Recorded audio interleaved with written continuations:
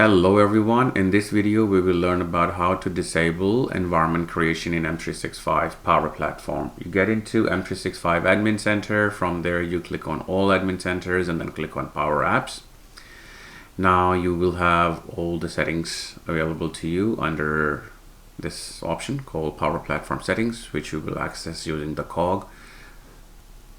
Now here you will have the production environment assignment, trial environment assignment, and developer environment assignment. You click any of those, and now here you have the option to choose who can create and manage production environment. Now here you need to select the second option, only specific admins.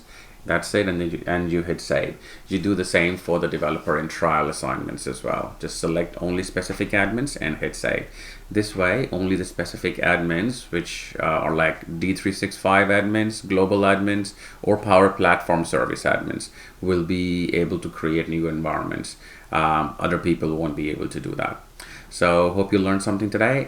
Thanks for watching and have a great day. Please feel free to hit like, subscribe, and share. Thanks, guys.